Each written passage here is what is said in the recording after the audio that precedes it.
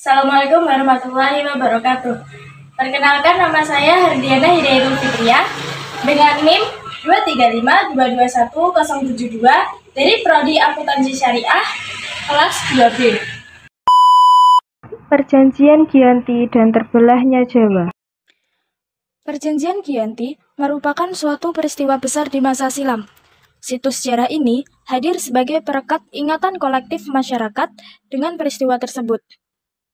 Perjanjian ini lahir sebagai sebuah kesepakatan segitiga politik antara Pakubuwono III, Pangeran Mangkubumi, dan VOC pada tanggal 13 Februari 1755.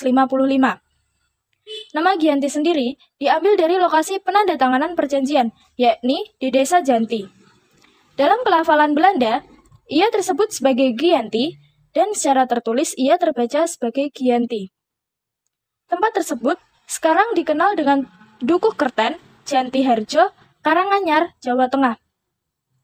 Di masa silam, perjanjian Giyanti ini dibuat dalam rangka meredam api konflik yang telah terjadi berlarut-larut. Pasca perpindahan Keraton Kartasura ke Surakarta, api dari peristiwa Geger Pecinan ternyata belum mati tepat di sumbunya. Ketika itu, Mangkubumi membantu Pakubuwono II dalam meredakan api konflik mendapatkan hadiah berupa sebidang tanah dari Pakubuwono II. Namun, luas tanah yang diberikan rupanya menimbulkan kecemburuan. Salah seorang pangeran lalu mengeluhkan ketidakadilan terkait hadiah tersebut kepada Gubernur Jenderal Baron van Imhoff. Sang gubernur jenderal di Batavia itu pun lantas mengeluarkan keputusan yang membuat tanah tersebut tidak jadi dimiliki oleh Mangkubumi. Akhirnya, dia minta izin pada kakaknya Pakubuwono II. Daripada kuasaan saya dikurangi, lebih baik buanglah saya saja. Buanglah kemana sampai saya tidak bisa kembali lagi ke Jawa. Akhirnya diberi sanggu 3.000 ril. Ini untuk jatah makan anak buahmu. Silahkan pergi. Malamnya pergi. Siang itulah pecah perang Mangkubumen.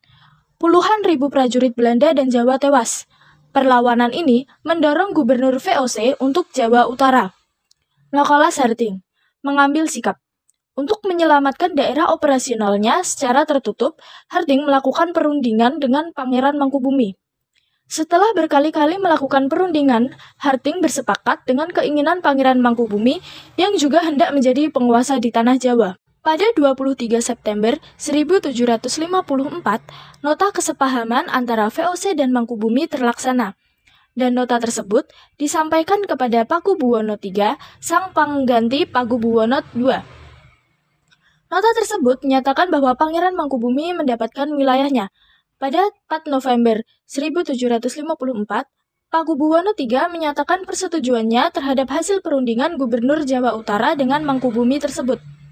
Surat pernyataan itu disampaikan oleh Pakubuwono III kepada Gubernur Jenderal VOC, Jakub Mosal. Kesepakatan ini mendorong terjadinya sebuah perjanjian besar yang ditandatangani di Desa Giyanti, beberapa kilometer di sebelah timur Surakarta. Penandatanganan perjanjian Giyanti ini menjadi pangkal dari terbelahnya tanah Jawa menjadi dua bagian, atau yang dikenal dengan istilah Palihan Nagari. Hal ini menjadi awal mula naik tahtanya Mangkubumi di Yogyakarta sebagai Sri Sultan Hamengkubuwono I dengan gelar Senopati ing Ngalogo Sayyidin Panotogomo Khalifatullah. Sejak ditanda tangani perjanjian tersebut pada tanggal 13 Februari 1755. Lalu, 2 hari kemudian, pada tanggal 15 Februari 1755, ada pertemuan untuk meneruskan pembagian aspek atribut-atribut keraton, antara lain, keris yang menjadi pusaka raja. Itu diserahkan kepada Sultan Hamengkubuwono I. Kedua bahasa Yogya meneruskan pada dialek namanya bahasa Pagongan. Bahasanya juga punya identitas kalau yang satu enggih, yang satunya injih. Perbedaan belangkon antara Yogyakarta dan Surakarta. Akan tetapi, keterbelahan masyarakat Jawa tersebut tidak terjadi seketika pasca perjanjian Giyanti. Kalau masalah bahasa itu sebenarnya karena lingkungan. Jadi, karena pengaruh lingkungan kebiasaan setiap hari, perubahannya kan kita tidak tahu apakah zaman Hamengkubuwono I atau Diponegoro atau zaman sesudahnya. Karena perjalanan waktu dan bahasa tidak bisa untuk berubah begitu cepat dalam kurung waktu 123 tahun.